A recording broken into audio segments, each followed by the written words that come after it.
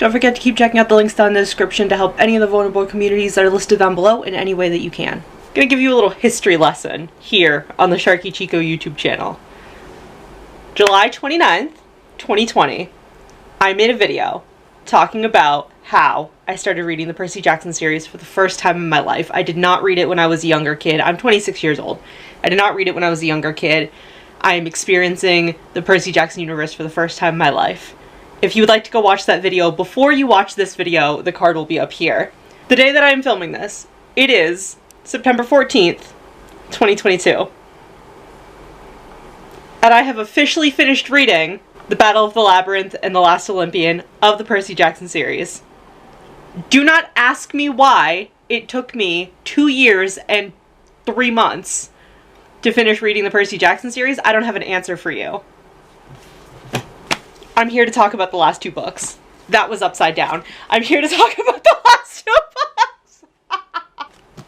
So, as I said, it is Wednesday, September 14th, 2022. Last night, September 13th, 2022, I finished reading The Last Olympian. So I am hot off the presses to talk about what these books have done to me. And I have tweeted twice, if you follow me on Twitter, that Rick Riordan is on my fucking list and I'm going to hunt him down for an apology. I know he's busy right now filming the TV series, and getting the teaser trailer and like the announcement and everything of the TV series really kind of kicked my ass into gear, because I did want to finish these books for whatever reason it took me this long. It really kicked my ass into gear. I am gonna hunt Rick Riordan down and make him pay and make him give me answers. And I know I'm very far behind because I know and own Heroes of Olympus, and I know I'm going to get my shit rocked reading that. I also have several of the books from the Kane Chronicles. Is that what it is? Because there's a manga I read that's like the Kane Saga, so it's like, I get the two of them confused. And I always say his name wrong, but Mangus Chase. I know that those exist. I do have to finish collecting the books for those, and then all the like additional, I have like the Greek gods book, like the additional Percy Jackson books, like the additional stories and everything. I do have to finish hunting those down. I want to talk about how the Battle of the Labyrinth and the Last Olympian absolutely wrecked my shit, because I was up until about 2 a.m. this morning, crying, sobbing, and genuinely having like an existential crisis over the Last Olympian specifically. I texted my friends. I texted several of my friends, especially my friend that read Percy Jackson when they were younger, and said, I am laying in bed crying, and not just like, oh, that book was like really a lot for me, so I'm like emotional. I am laying in bed genuinely upset about what happened. So, let's get into it. I would like to say that I've seen like I've been spoiled for like memes and inside jokes and different things that happen. Like there's some things in like the Heroes of Olympus that I don't know when they're going to happen or how they're going to happen, but I know they're going to happen because I've been chronically online my entire life, and I may not have read the Percy Jackson series, but I knew kind of enough about it to go in with some knowledge but not be too spoiled, right? I heard the memes about the McDonald's and the skeletons and all that. Like, I get it. Starting with the Battle of the Labyrinth, if you didn't know, because we left off with the Titan's Curse.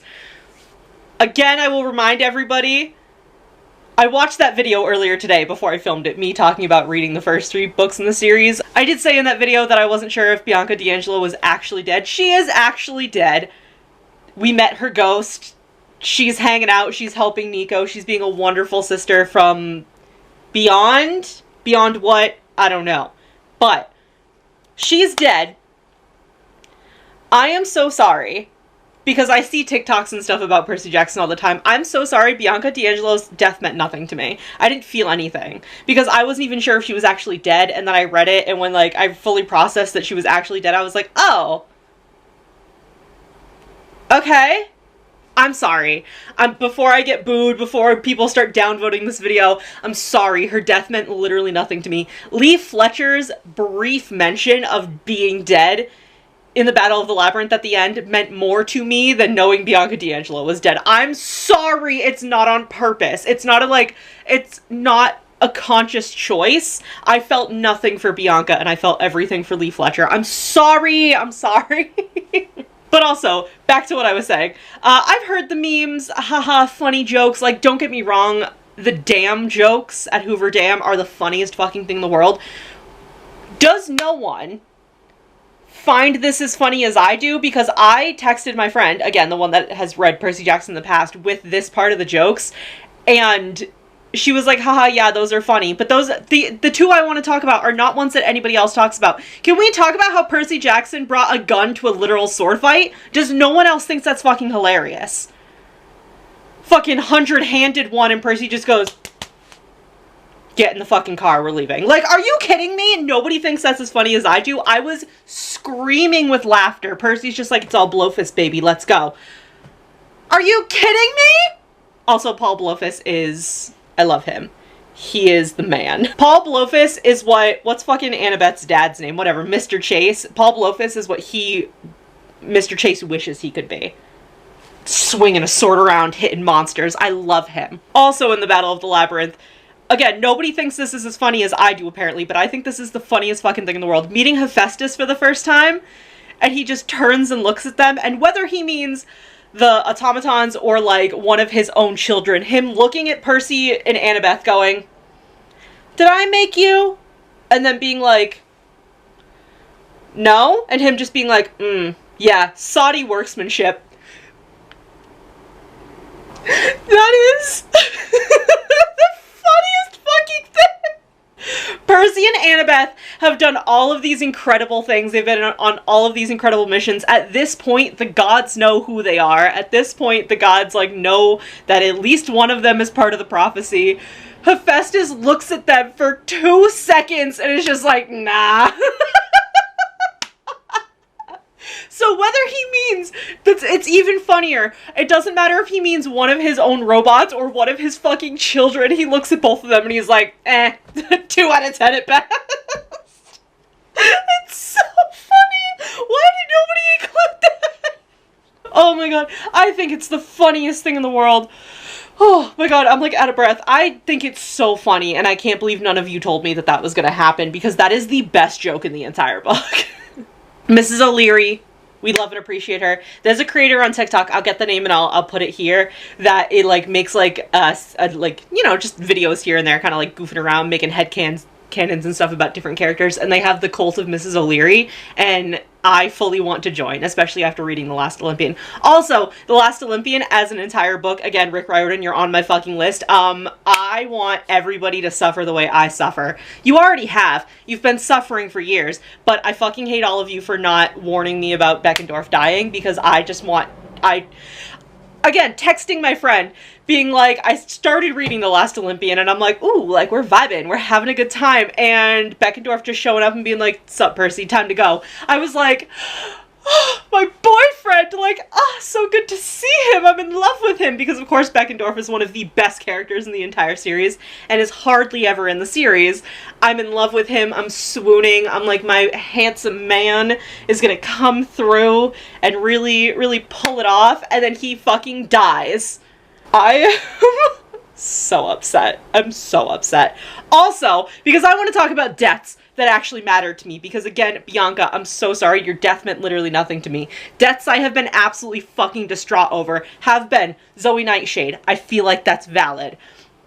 Lee Fletcher, yeah, I don't know. Charles Beckendorf, duh. Selena Beauregard, duh. Michael Yu got me in the... What is with me being so upset about Apollo kids dying? Because that's 2 for 2. Michael Yu and Lee Fletcher, I love both of you so much. Both of you are so brave and sexy, and no one in this world deserved you. You are both side characters that were mentioned briefly in like 5 to 6 chapters in the last 2 books, respectively, and both of you died. And I will never forgive anybody in this world. And the thing is, it says in the book, like, all of the other, like, hundreds of unnamed half-bloods. So you're like, fuck, like, a lot of people, we got, like, a lot of casualties. Like, this is fucking horrible and sad. But the fact that it mentions both of them by name and has them both in a few chapters enough, it rocks my fucking world, and I'm so upset. I'm genuinely, like, trying not to cry right now, because it really fucked me up last night. Ethan Nakamura! I love that. I feel so bad because that's just it. Bianca's like a good character, like alignment-wise. She's a good character. Yes, she kind of wants to be away from like having to take care of her younger brother all of the time, but becomes a hunter of Artemis. Like, she's a good character. She becomes Nico's like kind of compass for good. She always tries to encourage him. She even tries to protect him while she's dead from having to see their mother dying in that vision or prophecy or whatever it was. She's a good person. Ethan Nakamura is literally the son of the goddess of revenge, of balance, revenge, whatever. Is literally a bastard to the end.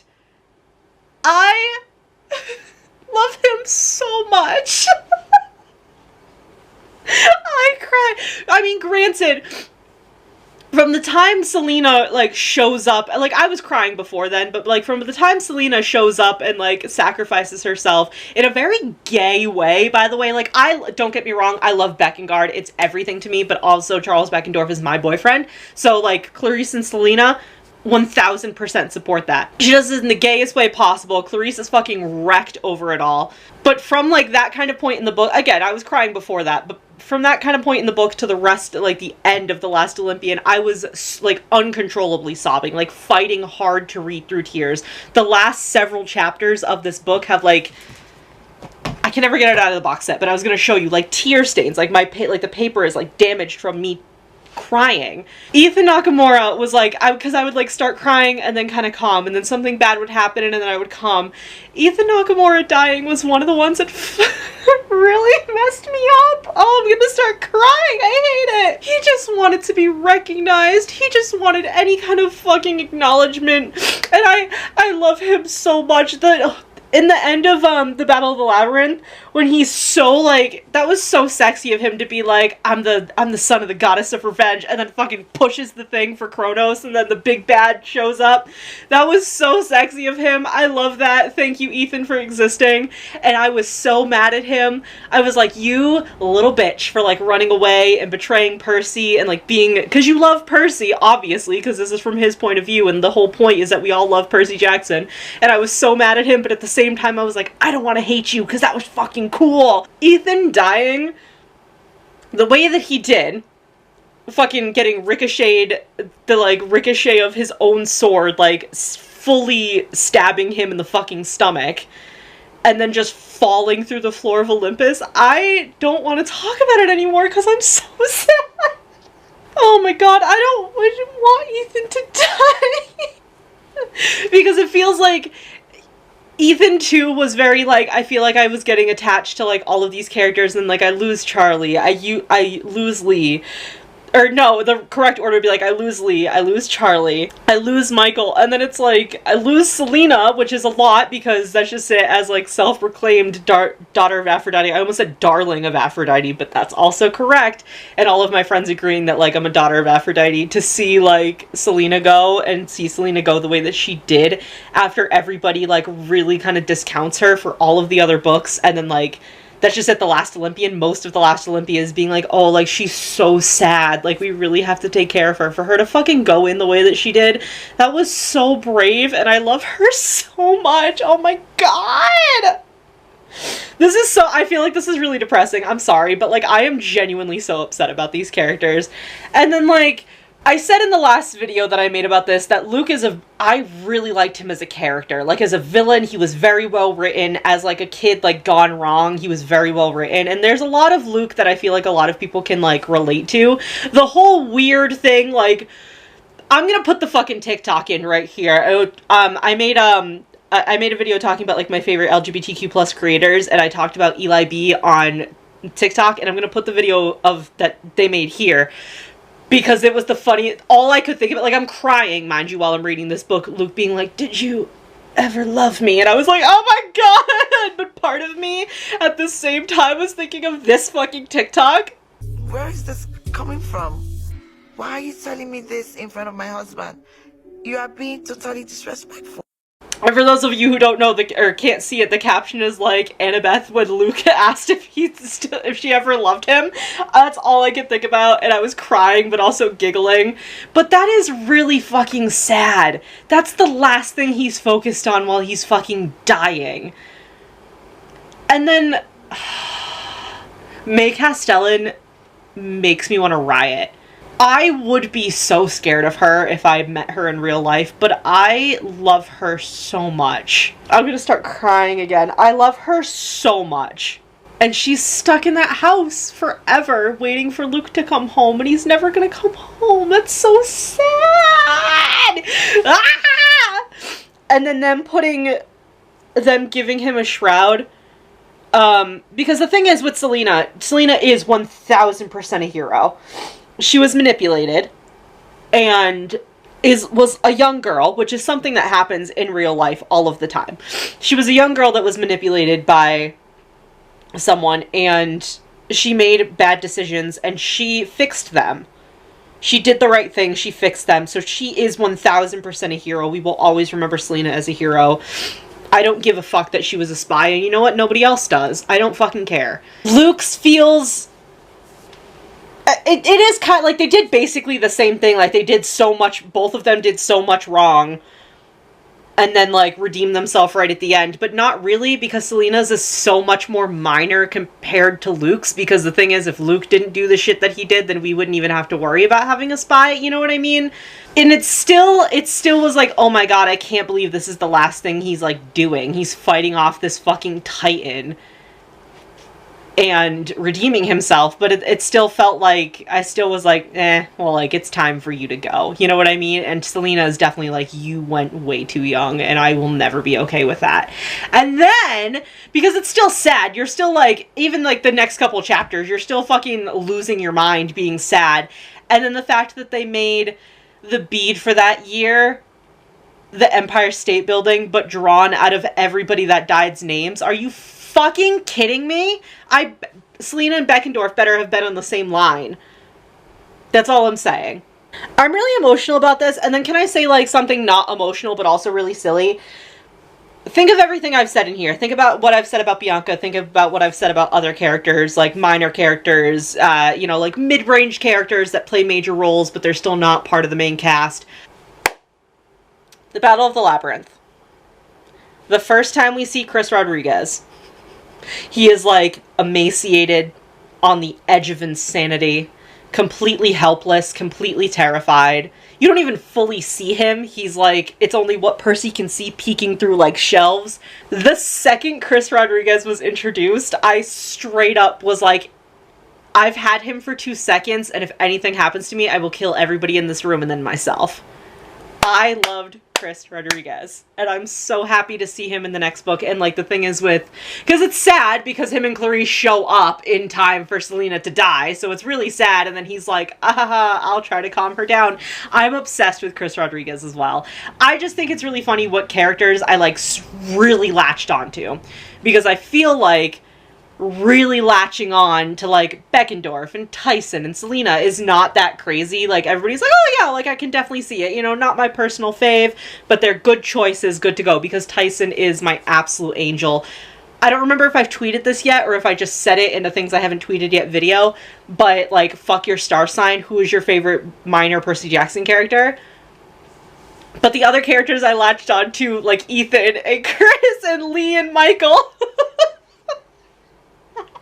And, like, Zoe and Thalia I really latched on to, and again, those are the, like, yeah, of course you did, like, these are fucking awesome characters, but these guys, I feel like it's just like a, why?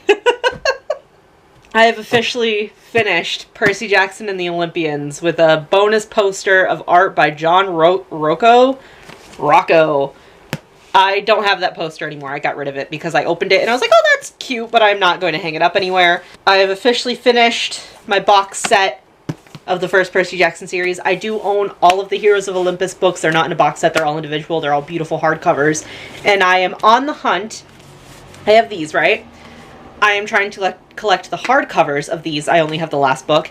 I am trying to collect the old artwork of the paperbacks, and I have 3 of those, and then the newer editions that are just like absolutely stunning of the paperbacks I am also going to be purchasing.